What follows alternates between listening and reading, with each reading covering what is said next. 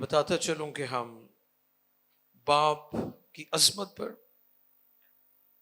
बाप की मोहब्बत पर गौर करेंगे। फादर्स हार्ट, बाप का दिल कैसा होता है। पिछले दिनों हमने माओं के बारे में बहुत कुछ सीखा। मदर्स डे के मौका पर बहुत सारे पैगामात फैमिली के मुतालिक, माँ बाप की इज्जत के मुतालिक हमने सीखे खुदा के कलाम में से। तो इन दिनों मेरे दिल में खुदा ने डाला है कि हम फादर्स हार्ट, बाप का जो दिल है, उसके बारे में सीखें। लूका तबीब की मार्फत लिखा गया अंजीली बयान है, 15वां बाब 11वीं आयत से उसकी 32वीं आयत तक आज की तिलावत है। लूका 15:11 से 32वीं आयत मुकद्दसा तक है। लेकिन मैं चाहूंगा कि आप लूका तबीब की मार्फत लिखा गया अंजीली बयान 15वें बाब की 11वीं आयत से 15वीं आयत तक पढ़ दें। वैसे जो पूरा पैसेज है 32वीं आयत तक है जी। खुदा के कलाम मुकद्दस में रख में फिर उसने कहा कि किसी शख्स के दो बेटे कि थे। किसी शख्स के दो बेटे थे। उनमें से छोटे ने बाप से कहा, ए बाप, माल का कुछ हिस्सा, माल का जो हिस्सा मुझको पहुंचता है, मुझे दे दे। उसने अपने माल मता उसने अपना माल मता उन्हें बांट दिया। और बहुत दिन ना गुजरे कि छोटा बेटा अपना सब कुछ जमा करके दूर दराज मुल्क को रवाना हुआ और वहां अपना माल बदचलनी में उड़ा दिया। और जब सब खर्च कर चुका तो उस मुल्क में सख्त काल पड़ा और वो मोहताज होने लगा। फिर उस मुल्क के एक बाशिंदा के जा पड़ा। उसने उसको अपने खेतों में सूअर चराने भेजा। Thank you. पाक कलाम के पढ़े, सुने, समझे और कबूल किए जाने पर खुदावंद की इलाही बरकत। सब कहें आमीन। अजीजों, ये जो लूका तबीब की मार्फत इंजीली बयान हमने तिलावत किया है, जब हम 15वें बाब को पूरा पढ़ते हैं तो वहां पर हमें जबरदस्त एक तरतीब नजर आती है तमसील की। यीशु मसीह की जो तालीमात थी, गुफ्तगू थी, जो वे ऑफ टीचिंग था, सिखाने का तरीका था, वो बहुत आसान था। यीशु मसीह तमसील में मिसालें दे देकर, एग्जाम्पल्स दे देकर लोगों को सिखाते थे ताकि लोग समझें। और आज भी पैगाम जितना आसान होगा, जितना मुख्तसर और सादा होगा, लोग उसे उतना ज्यादा पसंद भी करते हैं, उतनी जल्दी उसको अंडरस्टैंड भी करते हैं। ऐसे ही है। तो ये बहुत जरूरी है कि जो बाइबल मुकद्दस के पैगामात हैं वो सिंपल होने चाहिए। और गॉस्पल के बारे में मैं अक्सर कहता हूं, गॉस्पल, इंजील बहुत सिंपल है, बहुत सादा है।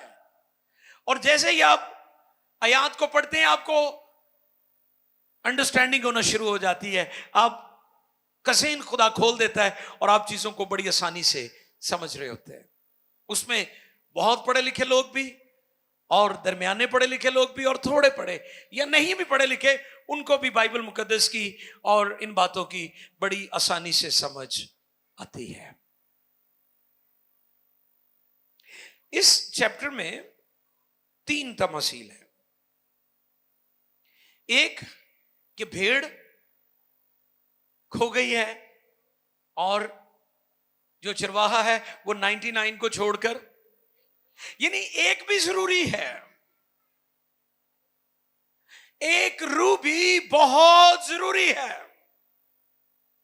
इससे मुराद के खुदा सिंगल पर्सन की भी फिक्र करता है। एक शख्स किसी दूर दराज इलाके में रहता है और अगर उसने अंजील नहीं सुनी तो चर्च का, ईमानदारों की यह जिम्मेदारी है, रिस्पॉन्सिबिलिटी है कि वो खुशखबरी उस शख्स तक लेकर जाए। ये पहली तमसील है।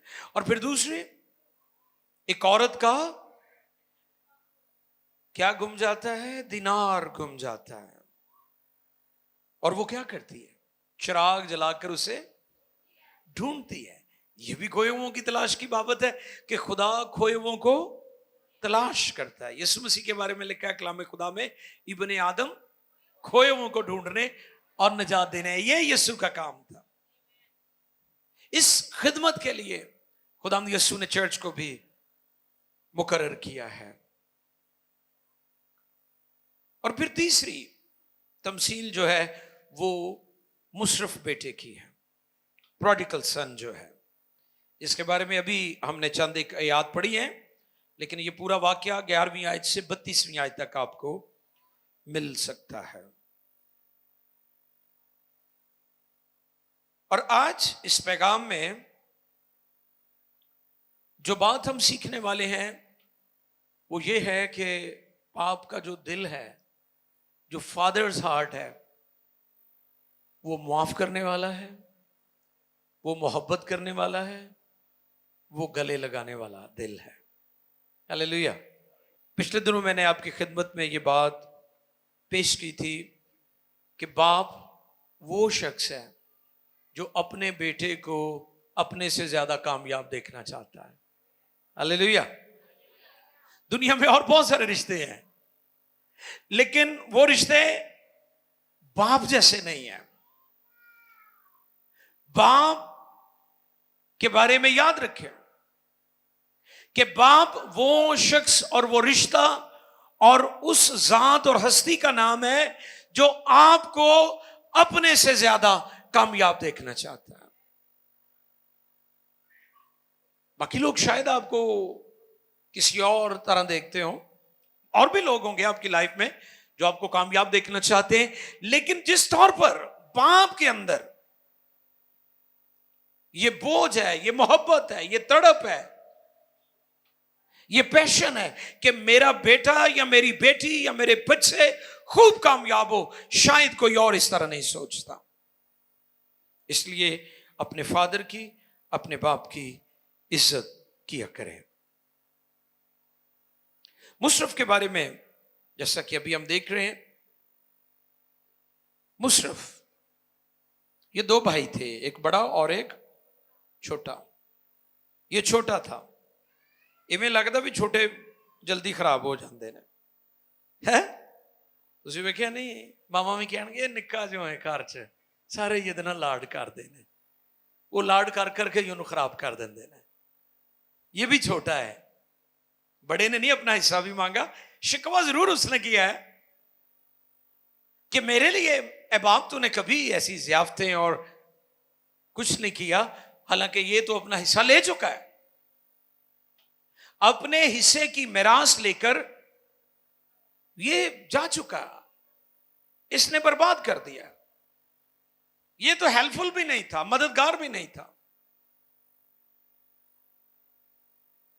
और फिर जैसा कि हमने सुना कलाम खुदा में से जो आयत तलावत की गई कि उस मुल्क में काल पड़ा, हालात खराब हो गए। अजीजों याद रखें, हालात सदा एक जैसे। मैं बार बार मसीही लोगों को अपने पैगामात में खबरदार करता रहता हूं, अपनी प्रॉस्पेरिटी को ज्यादा लोगों पर शो ना करें। एक और बहुत बड़ा मसला है हमारे लोगों को कि ये हर बात सोशल मीडिया पर डालते हैं। नवे कपड़े ने, नवी मोटरसाइकिल है, पता नहीं ये दूजियां नूं साड़ना चाहते ने शायद, या वहाना चाहते ने कि साढ़े कोल है कुछ हैगा। रोटी खा रहे ओदी फोटो, घरों निकल रहे ओदी तस्वीर, घर वापस आंदे ओदी फोटो, ठीक है, बच्चों के रिजल्ट ने ओदी फोटो। आपको नहीं पता कि जो आपको फॉलो कर रहे हैं वो सारे आपके चाहने वाले नहीं है, आपका नुकसान करने वाले भी हो सकते हैं। सो ये खतरनाक हद तक चीजें चली गई हैं। आज सुबह मैं बयान कर रहा था, अपनी बेटियों की, अपनी फैमिलीज की पिक्चर्स सोशल मीडिया पर ना शेयर करें। आप क्यों अपना आप लोगों को दिखा रहे हैं? ये सीक्रेट है, ये फैमिली है। ये मशहूरी की तरफ क्या लोगों को लगाव लगा हुआ है? इज्जत की भूख और प्यास और तड़प लोगों की बर्बादी कर रही है। मुआशरे में, खानदानों में बिगाड़ आ रहा है। और मैंने पिछले दिनों भी प्रीच किया था कि लोग आइडलाइज करते हैं एक्टर्स को, स्टार्स को, क्रिकेटर्स को, उनके जैसे बनना चाहते हैं। आपके बच्चे तबाही की तरफ जा रहे हैं बेजा सोशल मीडिया का जो इस्तेमाल है। और आज सुबह हम सीख रहे थे स्क्रीन एडिक्शन हो, लोग एडिक्ट हो चुके हैं स्क्रीन के। पहले आपस में गुफ्तगू करते थे, 4 घर दे मेंबर ने चारों मोबाइल लेके लैदा बैठे हुए ने ते कोई किसी ना गल नहीं करन दिया, ते एक दूजे ने मोबाइल वहां दे नहीं साइड ते कर लेंदे ने, ते जी उम्मीद है कोई मैसेज होए तो वेख के फौरन डिलीट कर देंगे, पता ना चले किसी को। अफसोसनाक हालत है हमारे लोगों की। और इसलिए लोग जब देखते हैं, लोग आपकी प्रॉस्पेरिटी से भी जलते हैं। इसलिए अपने आप को ज्यादा शो ना करें। हालात सदा क्या हुआ वहां पर? काल पड़ा, लोग भूखे मर रहे थे। और ये भी जो अपने बाप के घर से निकल गया है, ये भी भूखा मरने लगा। और आप गौर करें कि वो जब बाप के घर में था तो ऐश करता था, क्योंकि बाप उसकी टेक केयर करता था, बाप उसकी फिक्र करता था। और जब बाप के घर से निकल गया तो फिर उसे काम क्या मिला जी? सूअर चराने का काम मिला है।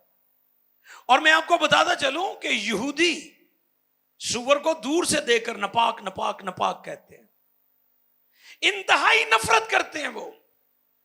अब ये बच्चा, ये लड़का यहूदी है और काम कौन सा कर रहा है?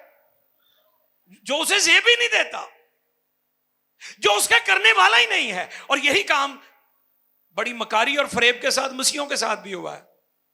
मसीहों को शराब दे परमिट बना के देते तो उन्होंने कहा तुसी बेचो, और बाद में बदनाम कर दिया मसीहत में तो शराब हलाल है, जायज है। अफसोस, सूअर चराना किसी भी यहूदी के नजदीक मकरूह काम था, नापाक, नाजायज। और यही हाल हमारी भी बहुत सारी बस्तियों के साथ हुआ है कि उन्होंने पूरे पूरे टब्बर ने परमिट बनवाए हुए। अफसोस जो बनाकर देते हैं, अफसोस जो ये कर रहे हैं, अफसोस इस लड़के मुशरफ की तरह वो भी सूअर चरा रहा था। और फिर खाता क्या था? है ओही फलियां जड़ियां सूर खांदे सन। सूरां च रहिंदा सी, सूरां च सौंदा सी, सूरा रगाई खांदा सी।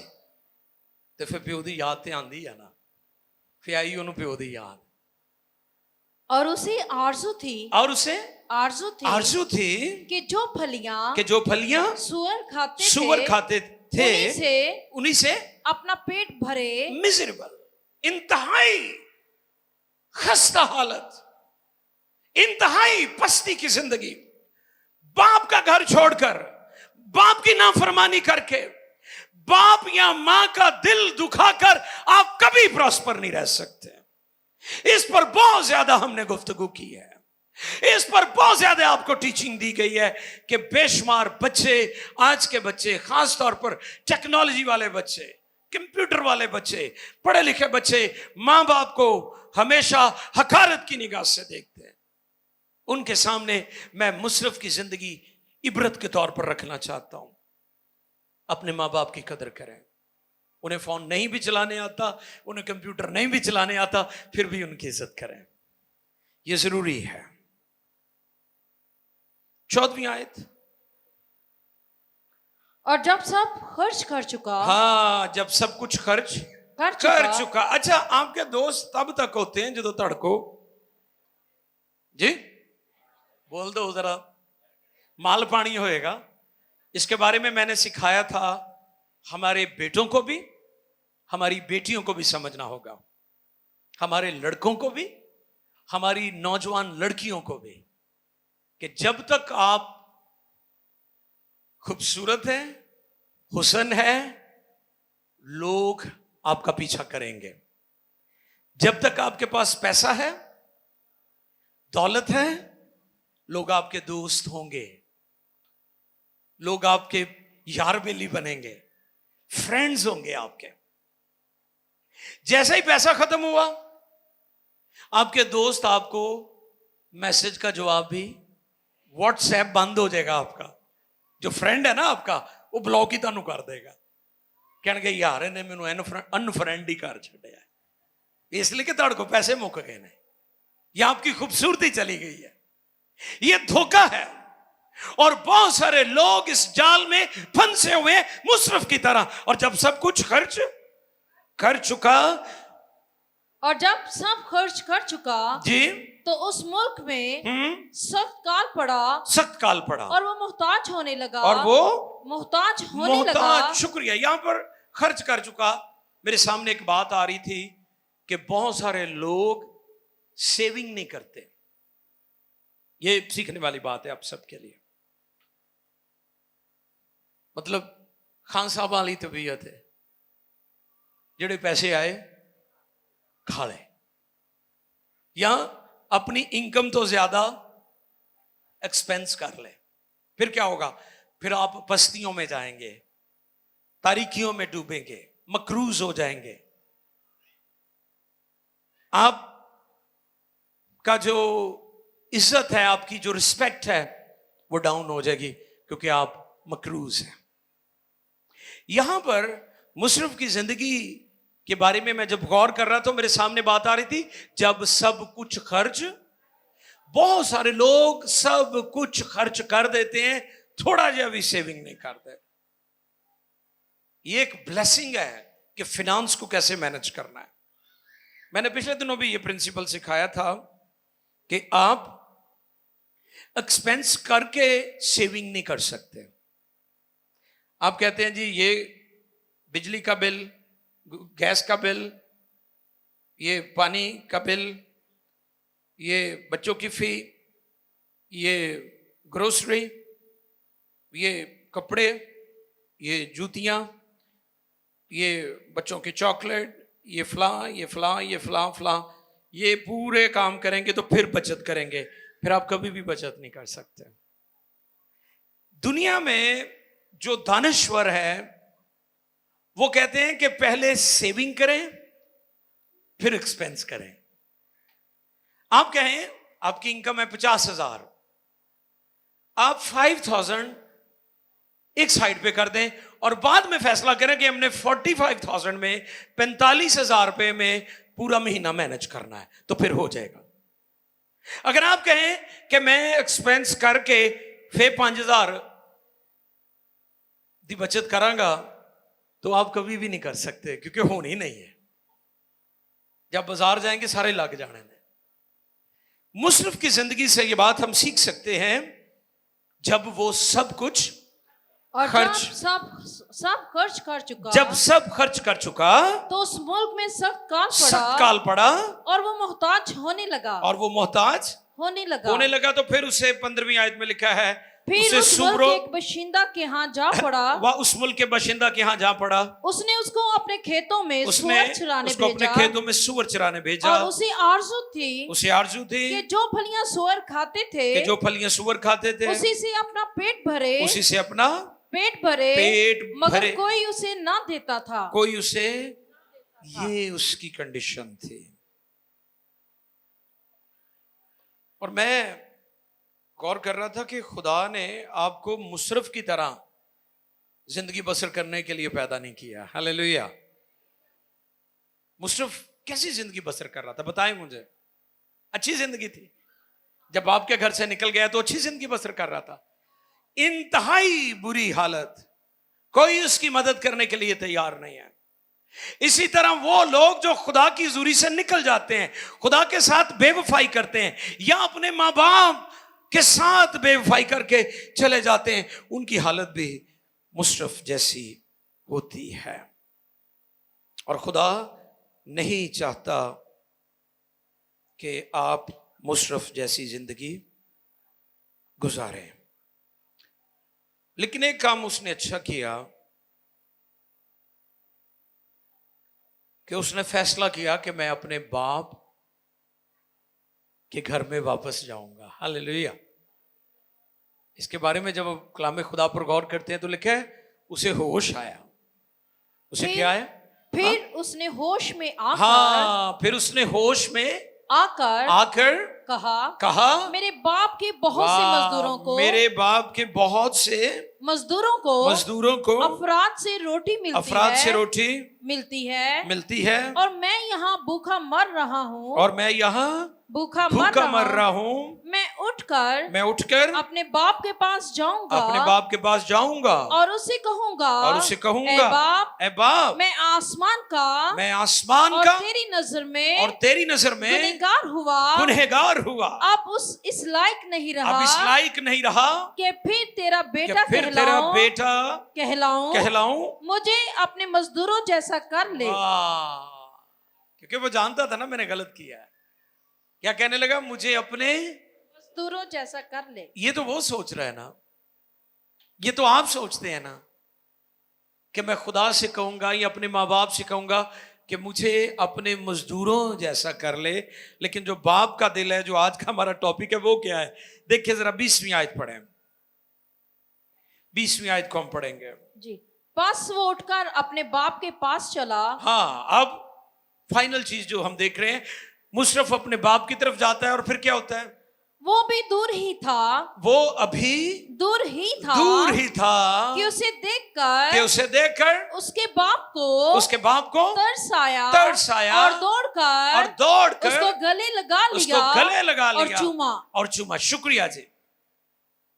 इससे मुराद कि मुशर्रफ का बाप उसकी राहें तकता रहता था। मुशर्रफ का बाप उसकी राहें, इसलिए तो उसने उसे दूर से देख लिया।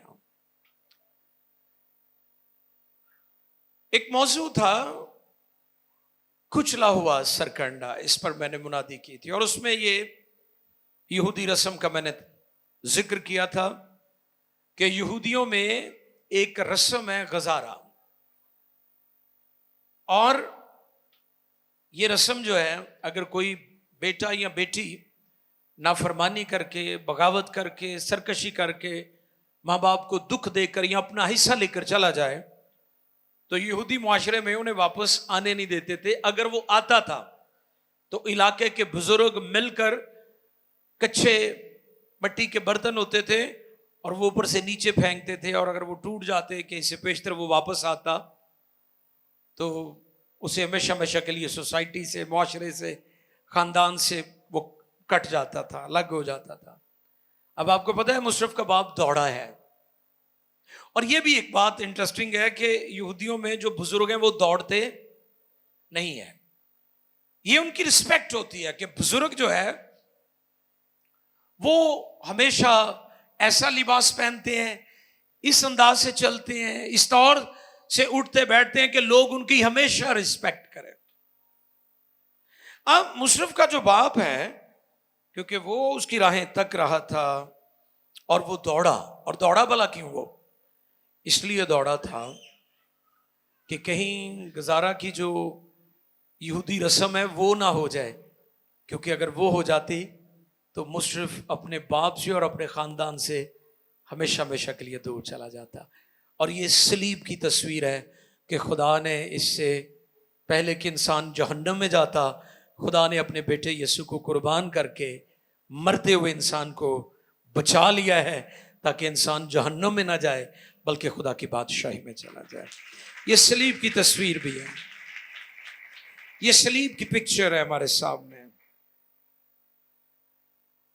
अब उसके बाप ने क्या किया है?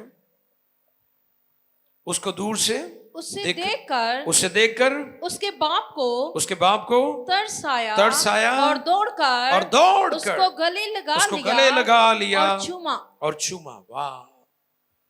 एक ही करके गया सी मुशर्रफ। हाँ जी, दुख देकर गया था ना, हिस्सा लेकर भी चला गया, हिस्सा ले लिया था ना उसने, तो अब तो इस लायक नहीं था कि उसके साथ ये सलूक किया जाता, लेकिन बाप का दिल माफ करने वाला दिल है। कौन सा दिल है? मोहब्बत करने वाला। खुदा ने दुनिया से ऐसी मोहब्बत की कि उसने अपना इकलौता बेटा बख्श दिया ताकि जो कोई उस पर ईमान लाए हलाक ना हो बल्कि हमेशा की जिंदगी पाए। जमीनी बाप आसमानी बाप का तर्जुमान भी है।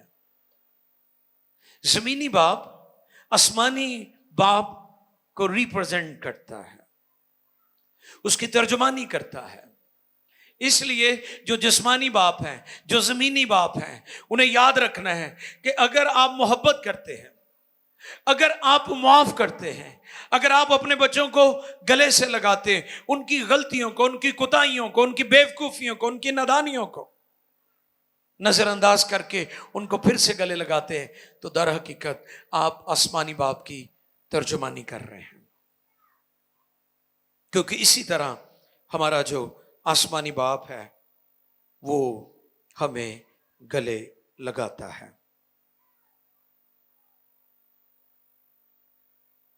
21वीं आयत में जब आप देखें तो वहां पर वो क्या कहता है? बेटे ने उससे कहा, हाँ, बेटा अभी भी उसी जगह पर खड़ा है क्योंकि वो पशेमान है। हाँ जी, बेटे ने क्या कहा? बेटे ने उससे कहा, बेटे ने उससे कहा, ऐ बाप, मैं आसमान का और तेरी नजर में गुनहगार हुआ, अब इस लायक नहीं रहा कि फिर तेरा बेटा कहलाऊं। बाप ने अपने नौकरों से कहा, अच्छे से अच्छा लिबास। वाह, ये बाप का दिल है। हालांकि वो अपना हिस्सा ले चुका है। बाप ने क्या कहा? बाप ने अपने नौकरों से कहा, अच्छे से अच्छा लिबास जल्द निकाल कर उसे पहनाओ और उसके हाथ में अंगूठी और पाँव में जूती पहनाओ। अंगूठी किस बात की अलामत है? रिश्ते की, कि हमारा खुदा के साथ रिश्ता, अथॉरिटी, इख्तियार, रिलेशनशिप को पेश करती है अंगूठी। उसे अंगूठी पहनाई गई। और मैं अक्सर कहता हूं, समटाइम्स हमारी नाराजगियां हो जाती हैं आपस में, बहन भाइयों के दरमियान, खानदानों के दरमियान, फैमिलीज के दरमियान, और मैं स्टेटमेंट अक्सर देता हूं कि रफाकतें टूटती हैं, रिश्ते नहीं टूटते। फिर सुने, रफाकतें टूटती हैं जी, रिश्ते नहीं टूटे। मुशर्रफ का अपने बाप से कुछ वक्त के लिए राबता मुनक़ता हुआ था, कुछ वक्त के लिए रफाकत टूटी थी, रिश्ता नहीं टूटा था। इसी तरह इंसान ने गुनाह किया, खुदा बाप की नाफरमानी की, बाग़-ए-अदन में हुक्म अदूली हुई, इंसान खुदा की हुजूरी से निकाल दिया गया। खुदा के साथ हमारी रफाकत टूटी थी, रिश्ता नहीं टूटा था। यीशु मसीह ने आकर उस रफाकत को फिर से बहाल कर दिया। आमीन। अंगूठी, जैसा कि हम सीख रहे हैं, रिश्ता, रिलेशनशिप, ताल्लुक, अथॉरिटी। और जूती किस चीज की? रहनुमाई के लिए, पाथ आपकी जो राहें हैं, जैसे कलाम में भी लिखा है, तेरा कलाम मेरे कदमों के लिए चिराग और मेरी राहों के लिए रोशनी है। बाप हमेशा हमारी रहनुमाई करता है, बाप रहनुमाई करता है। और फिर इसके साथ साथ खुदा हमें मौका भी देता है। मुशर्रफ के बाप ने उसे मौका दिया है कि वो अपनी गलतियों को ठीक करे, वो अपनी नादानी और बेवकूफियों को ठीक करे।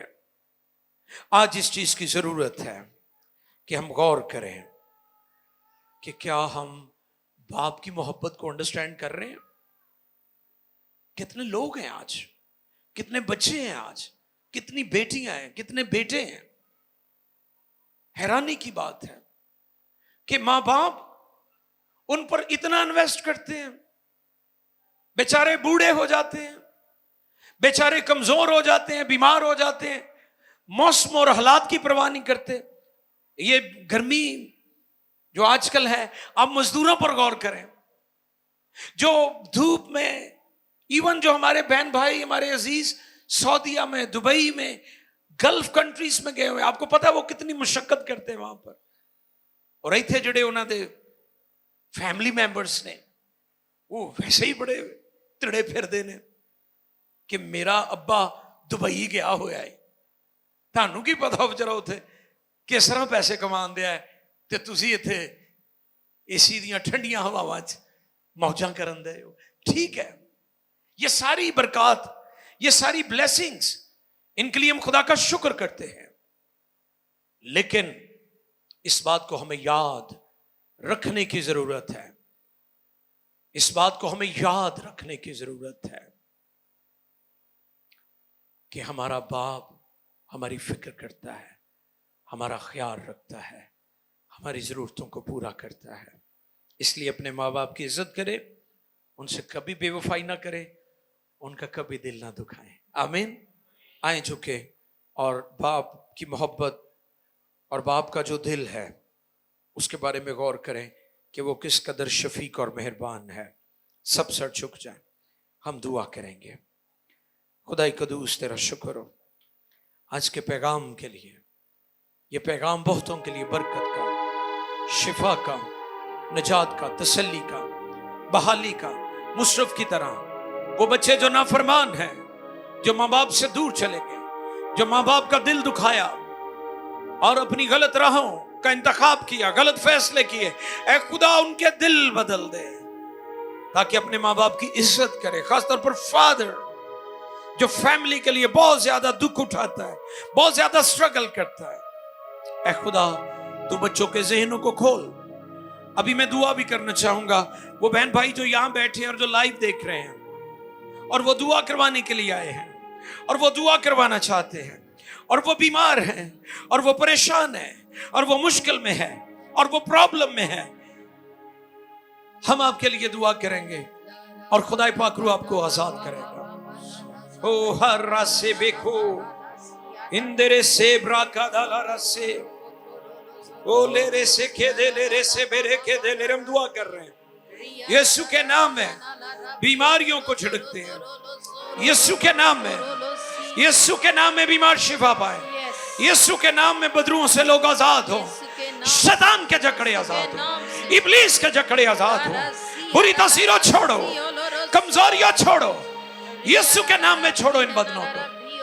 फिलफोड़, बरकत, शिफा और बहाली आए आपके बदनों में से। हर तरह की तकलीफ, हर तरह की दर्दें, हर तरह की रसौली यीशु के नाम में जाती रहे। ब्लड प्रेशर, शुगर नॉर्मल हो जाए यीशु के नाम में। शिफा पाओ यीशु के नाम में, बरकत पाओ यीशु के नाम में। खुदा हम तो अपना हाथ बढ़ा और कसरत की बरकत दे और अपने लोगों के साथ मदद कर रहनुमाई कर यीशु के पाक नाम में। आमीन।